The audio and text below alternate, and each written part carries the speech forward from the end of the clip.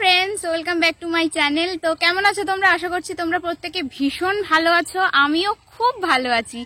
तो आजके आमी आमार पछंदेर एकटा भीषण पछंदेर आबृत्ति तोमादेर काछे शेयर, যেটা যে আবৃত্তিটা প্রত্যেকটা মেয়ের জীবনে অতপ্রতভাবে জড়িয়ে রয়েছে। তো ভীষণ সুন্দর আবৃত্তিটা, আমি জানি না কতটা রিপ্রেজেন্ট করতে পারবো। তো চলো তোমরা শুনে নাও। ছোট থেকে মার মুখে শুনেছি বাপের বাড়ি নাকি মেয়েদের নিজের বাড়ি নয়। বিয়ে হয়ে যখন শ্বশুর বাড়ি এলাম, প্রায় শ্বশুর মশাই বলতেন আমার বাড়িতে এসব চলবে না। সেই দিনই বুঝে নিয়েছিলাম ওই বাড়িটা আমার শাশুড়ি মায়েরই বাড়ি নয়। আমার তো প্রশ্নই ওঠে না।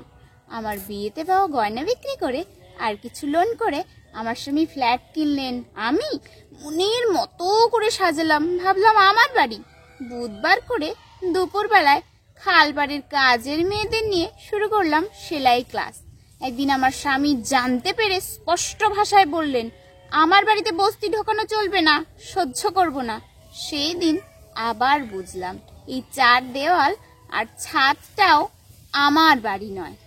এরপর ছেলে এসে বলল বাবা তো নেই, এ বাড়ি ভাড়া দিয়ে এবার চলো আমার বাড়ি। মনে মনে হাসলাম।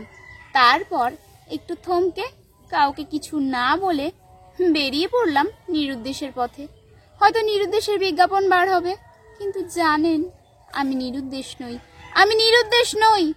আমারও উদ্দেশ্য আছে, আজও বাড়িটা খুঁজছি। আশা করছি তোমাদের প্রত্যেকের আবৃত্তিটা ভালো লাগবে। আমি জানি না কতটা ভালো করি, কারণ ছোট থেকে ভীষণভাবে গান, নাচ আর আবৃত্তি, তিনটে সাথে পড়াশুনো, এই চারটে জিনিসের প্রতি আমার মানে মারাত্মক একটা ভালোবাসা, বিশেষ করে গান। তো যাই হোক, গানের তবুও হাতে খড়ি হয়েছিল। সারগমগুলো কিছু শিখেছিলাম মাত্র 6 মাসে। তো যাই হোক, নাচ আর আবৃত্তির কোনোদিনও আমার হাতে খড়ি হয়ে ওঠেনি। তো যখন আমি আস্তে আস্তে পড়াশুনো করি, ক্লাস 5, 6, 7, 8, তো এইভাবে প্রচুর স্কুল লাইফে কম্পিটিশান হতো। সেই কম্পিটিশানে স্যার ম্যামরা না বলতো তোর একটা মানে আলাদা কিছু ক্রিয়েটিভ পাওয়ার আছে তোর মধ্যে। তো আমি বলতাম আচ্ছা তাই, এরকম ব্যাপার? তো স্যার ম্যামরা বলতো যে তোকে পার্টিসিপেট করতে হবে। আমি ফার্স্টে ভাবতাম যে না, আমি তো কোনো কিছু শিখি না, তো আমি কিভাবে পার্টিসিপেট করব। তো স্যার ম্যামরা, তবে আমার প্রচণ্ড মনের জোর, স্যার ম্যামরা বলতো যে তুই চল, তোকে করতে হবে। তো তারপরে দেখতাম আমাকে একটা আলাদা রুমে নিয়ে যেতেন স্যার ম্যামরা। নিয়ে যাওয়ার পর আমাকে একটু ট্রেনিং না, জাস্ট একটুখানি মানে একটুখানি বলতো যে এইভাবে বল। তো আমি সেইভাবে বলি। এইভাবে আমি কয়েকবার স্কুল জীবনে, কয়েকবার না অনেকবারই আমি গেছি কলকাতায়। তারপরে আমাদের বসিরহাটে তো অনেকবারই গেছি, গিয়ে তো জিতে ফিরতাম। আর একটা সব থেকে মজার ব্যাপার হচ্ছে, যেটা 5 বছর বয়স, আমি মানে ভীষণ একটা ব্যতিক্রমী স্বাধীন চেতা একটা মেয়ে। তো তারপরে কি হলো, বোন তো আমাদের কাছে এসছে অনেকটাই পরে, কারণ আমার থেকে আমার বোনের 8.5 বছরের ডিফারেন্স।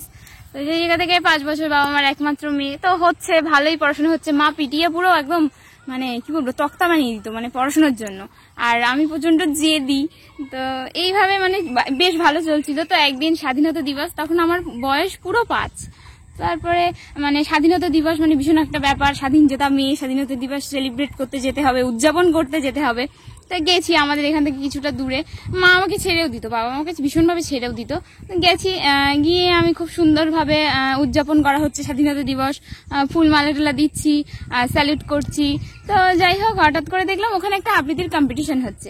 তো আমি দাঁড়িয়ে আছি এরকম ভাবে, আমাকে একজন ভদ্রলোক এসে বলছেন যে এই তুই এনার মেয়ে না, উমুকের মেয়ে না, এরকম ভাবে আমাকে বলছে যে তুই এরকম ওই পাড়ার মেয়ে না, আমাকে এরকম ভাবে বলছে। তো আমি বললাম হ্যাঁ আমি এই পাড়ার মেয়ে। ছোট থেকে না আমি খুব ওটাকে কি বলে মানে ভীষণ মানে কথার বাহার ছিল ছোট থেকে আমার।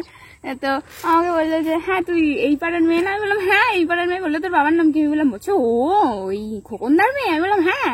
তো বললো যে শোন না, আমাদের এখানে একটা আবৃত্তি কম্পিটিশন করা হয়েছে, তা তোকে আমরা ভাবছি পার্টিসিপেট করবো। তা আমি বললাম মরেছে, আমার তো কোনো আবৃত্তি সেভাবেই না, আমি টিখিও না, মানে কি হবে।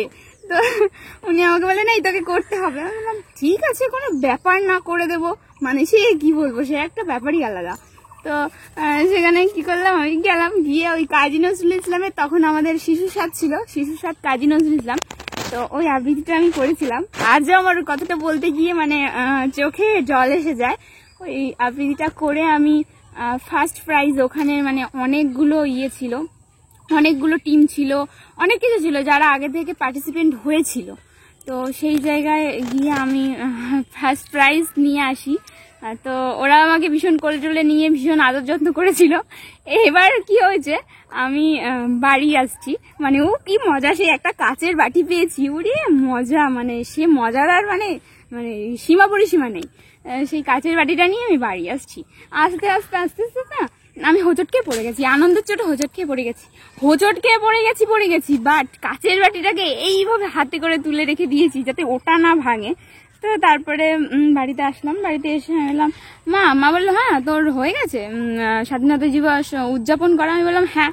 আর আমার প্রত্যেক বছরের একটা ব্যাপার ছিল যে আমি প্রত্যেক বছর স্বাধীনতা দিবস উদযাপন করে এসে তারপরে আমি কি করব, ওই একটা ড্রয়িংয়ের খাতা, আমি ড্রয়িংয়ে ছোট থেকেই কোনো ইন্টারেস্ট ছিল না, বাট আমি ট্রাই করতাম। এবার ওই ড্রয়িং পেন্সিল বুক, তারপরে পেন্সিল টেন্সিল সব কিছু নিয়ে রং টং নিয়ে আমি বসে পড়ে মা বলবো তুই কি দেখে এসছিস, আমি বললাম এই যে এরকম দেখে আসলাম 3টে রং। এই মা বলে দেবে, মা রান্না করবে, কাজ করবে বাড়ির, আর আমি ওগুলোকে ড্রয়িং করে মাকে দেখাবো যে মা দেখো কেমন হয়েছে। তো এরকম এবার ওই কাচের বাটিটা আমি নিয়ে এসেছি প্রাইজটা, মানে ওটা কি বলবো, তখন আমার কাছে ওটা কাচের বাটি না, আজও আমার কাছে ওটা আর কাচের বাটি না, বিশাল বড় একটা কিছু বলে আমি মনে করি, কারণ আমি ওটা না শিখে করেছি লাইফে। তারপরে এরকমভাবে মাকে বললাম, তো মা বলছে বাবা কিরে এই বাটিটা কোথা থেকে এলো। আমি বললাম বাটিটা না আমাকে একজন দিয়েছে। আমি খুব মজা শুরু করলাম মায়ের সাথে, বললাম তোকে হঠাৎ করে কেউ বাটি দিল কেন। আমি তখন মাকে বললাম যে এরকম হয়েছে, তো আমার উড়ে বাবারে এরকম ব্যাপার। আমি বললাম হ্যাঁ। তো ভীষণ একটা মজার ব্যাপার।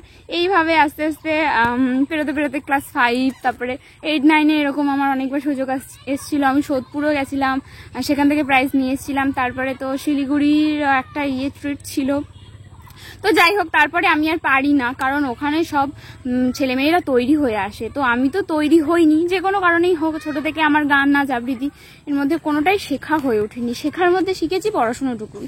তো যাই হোক, এইভাবেই চলতে থাকে। তো সেই ভালোবাসাটা আমার এখনও আছে, এখনও আমি কোথাও সময় সুযোগ পেলে চেষ্টা করি নিজের গান নাচ আবৃত্তিটাকে তুলে ধরার। তো চেষ্টা করলাম, ভাবলাম তোমাদের ভালো লাগবে, আশা করছি তোমাদের ভালো লাগবে, তাই তোমাদের সাথে এইগুলো শেয়ার করলাম।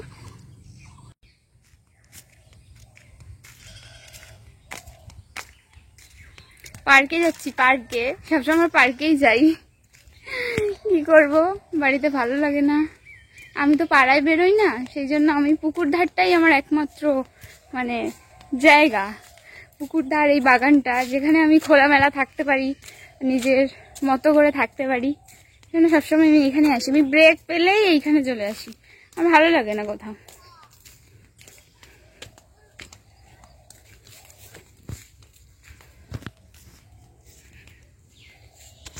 এখানে প্রচন্ড রোদ, যার জন্য আমি ক্যামেরায় ভালোভাবে তাকাতে পারছি না, বাট ক্যামেরাটা এতটা ফ্রেশ আসছে, সেই জন্য এখানে দাঁড়িয়ে দাঁড়িয়ে আমি ভিডিওটা করছি।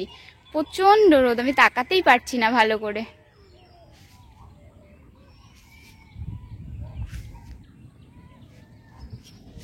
কিন্তু খুব সুন্দর ক্যামেরাটা আসছে, তো ওই জন্য এখানে দাঁড়িয়ে দাঁড়িয়ে আমি ভিডিওটা করছি। আশা করছি আমার ভিডিওটা তোমাদের সকলের খুব ভালো লেগেছে, আর যদি আমার ভিডিওটা ভালো লাগে তোমরা খুব তাড়াতাড়ি আমার চ্যানেলটিকে সাবস্ক্রাইব করো, লাইক করো, কমেন্ট করো, অনেক অনেক অনেক শেয়ার করো। আর তোমরা অনেকেই দেখছি যে আমার চ্যানেলটা দেখছো অনেক ভিডিও, বাট সাবস্ক্রাইব করছো না, তাড়াতাড়ি সাবস্ক্রাইব করো, তাই না? আর এইভাবে আমার পাশে থাকো, আর আমি তোমাদের জন্য আরো অনেক অনেক অনেক ভালো ভালো চমক নিয়ে আসবো।